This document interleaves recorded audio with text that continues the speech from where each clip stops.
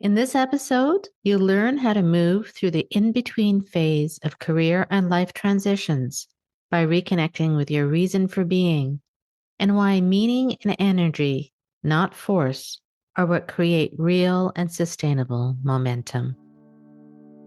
Welcome to the Midlife Reinvention Podcast, a podcast helping women in career and life transitions achieve clarity on their next steps so they can transform uncertainty into an energizing next chapter. I'm your host, Kavita Ahuja, and the founder of It's My Time Now Coaching. If you're wondering what's next in your career or life, you are in the right place. Through solo and guest episodes, you'll gain practical tips, tools, and inspiration to help you uncover blocks, gain confidence, and be, do, and have what you want. I rediscovered myself after the age of 50, and I know you can too. It's my time now to help you do just that. I'm so excited you're here. Let's dive in.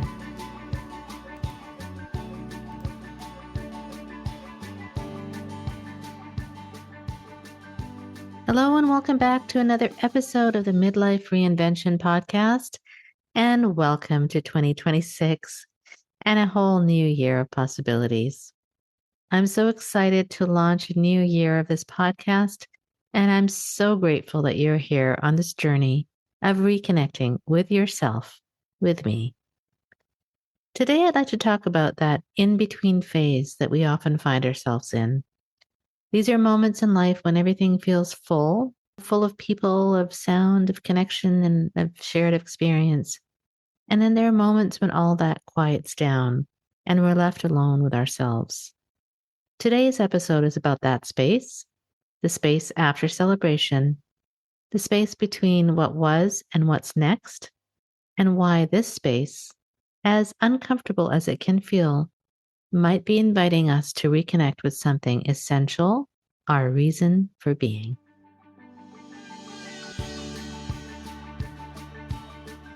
Over the past couple of weeks, my home has been full in the most meaningful way, and I'm sure it has for you too. It's been busy and warm, and my two sons and their fiancés and extended family, and of course our dog circling under the table, always hoping for some food to drop. There were meals that stretched longer than we had planned, and conversations that wandered, and everything you love is under one roof, and time just feels a little suspended. Did you feel that too? We spent time laughing and remembering old stories and creating new ones without even realizing it. One especially beautiful day stands out in that we went together to see the Nutcracker Ballet, and that was something so special and timeless, especially with my new daughter-in-laws. And we followed that up by a long lunch where there was no rush to go to the next thing. And these moments quietly anchor us. And they really do fill us deep inside with something that we don't notice until actually they're gone, right? And that's when that happened today. After we had a lovely celebration of my son's 29th birthday, the suitcases were packed and hugs were shared at the door, and slowly, one by one, they all left. And the house has returned to its quieter rhythm, and I'm left with this kind of stillness and with my thoughts. And of course, if I'm honest, there's a bit of sadness here. And I want to say this clearly, that's okay. Nothing is wrong. It doesn't mean that I'm ungrateful or stuck at the past. It simply means something meaningful has ended and my heart is taking a moment to catch up. If you feel that way too, I hear you and I feel you. And this is what I often call the in-between phase.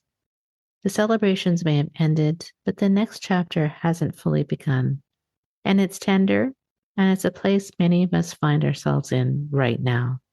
Does this resonate with you? In my work and in my own life and in the lives of my clients, there are distinct phases of transitions that we go through. The first is a trigger, something that signals a shift. And then comes this in-between phase that I'm discussing, where the old no longer fits and the new hasn't really fully taken shape. And only after that comes the third phase, which is inspired action. And right now, many of us are in that middle phase. The holidays are over, the pace has shifted, and the energy may have dropped. And suddenly there's more room to feel. And this is often when we are tempted to push and to rush and to set big goals and to demand clarity, to figure everything out immediately. But what if this moment isn't asking us to push? And what if, in fact, it's asking us to pause and to listen instead? When I think about the entire year ahead all at once, everything I want to do and everything I want to accomplish, everything that I feel is possible, I can also feel overwhelmed. So instead, I'm choosing something simpler and far more possible. And that is to do things one step at a time. That's one conversation, one intentional decision. I want to invite you to do the same. You don't need to map out your entire future right now. Sometimes clarity comes not from planning, but from paying attention to where we are right now.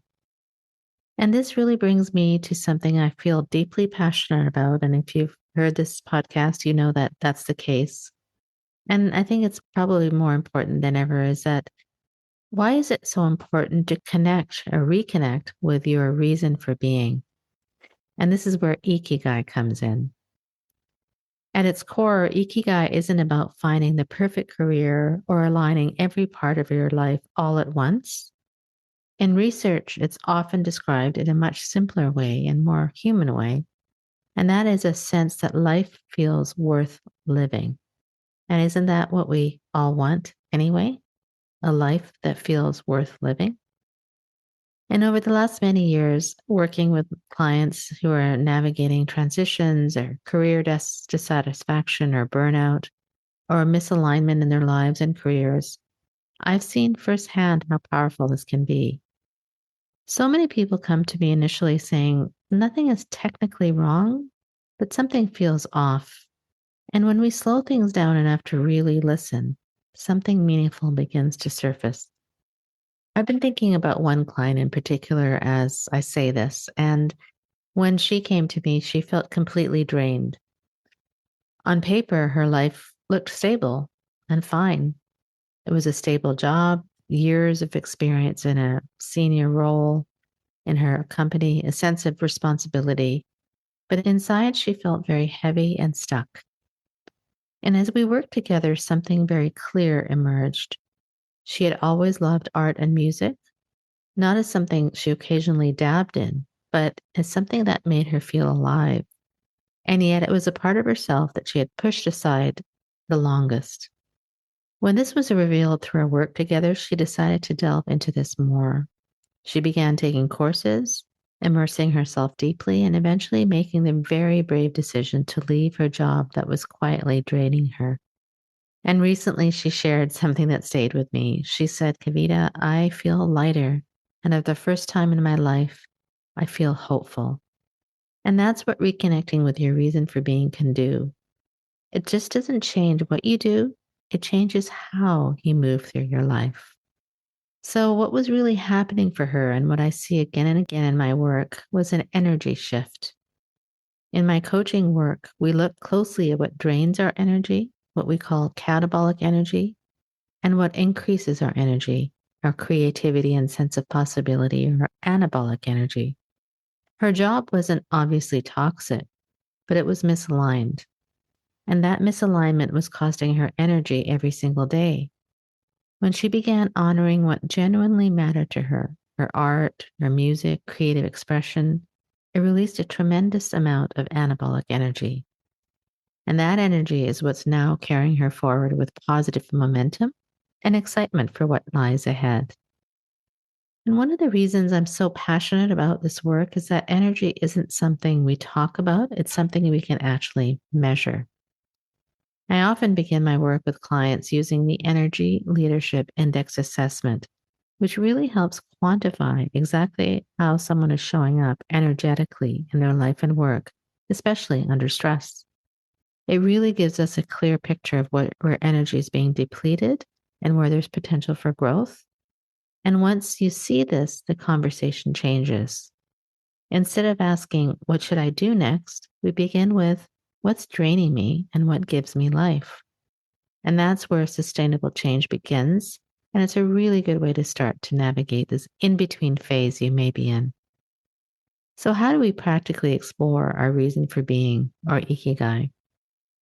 There's a lot of discussion about Ikigai in recent years, especially around the popular Venn diagram, often shared in the West, and some of its criticism is valid. Ikigai was never meant to be a rigid formula or a checklist, and it certainly wasn't meant to suggest that your life only has meaning if everything is monetized. And that's not how I define it or use it.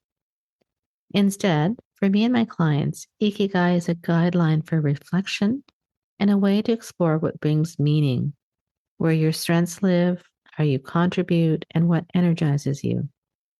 The abundance piece isn't about pressure, it's about possibility. And abundance can come in many forms, and that can be fulfillment, but also translate into monetary value.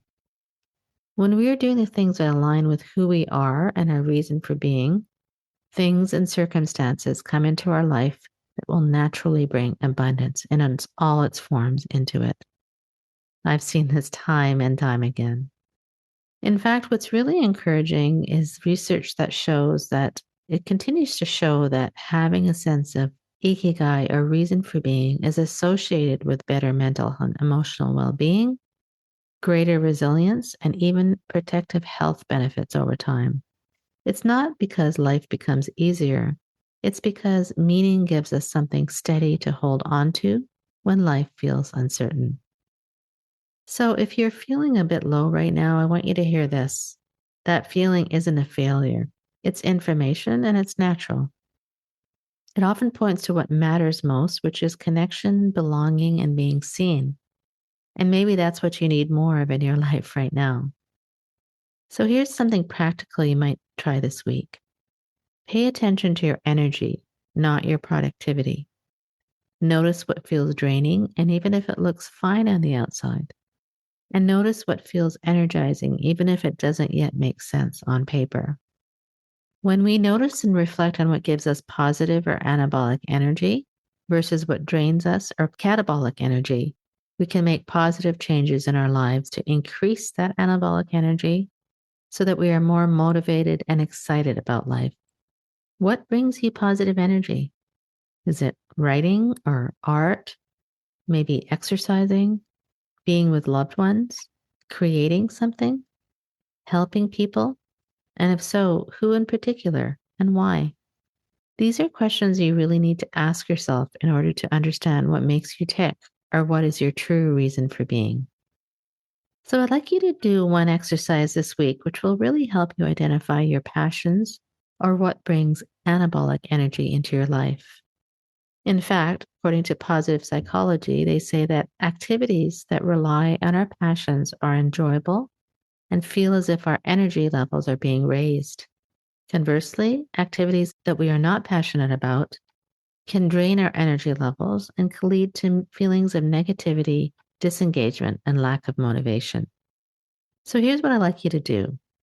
I'd like you to record your red and green activities in the next week.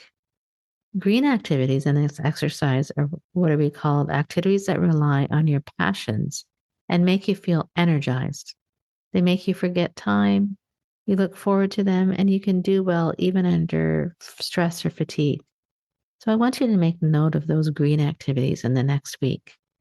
The next are the red activities that I'd like you to take note of. And those are activities that you don't like doing, they make you feel depleted, and that seem to pass by very slowly and you don't look forward to. So during the upcoming week, record your green and red activities on a daily basis.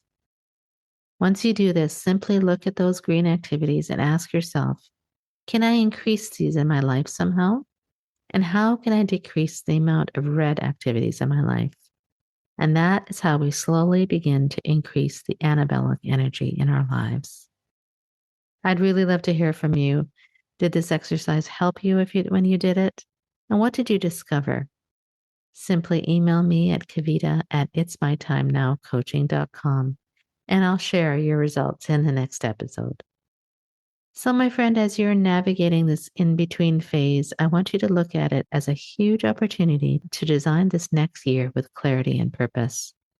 I'm here to help you, and if it feels right, I invite you to take advantage of a complimentary coaching session I'm offering for the month of January.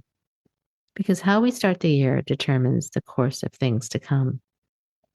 A beautiful place to start is by downloading my career and life fulfillment quiz.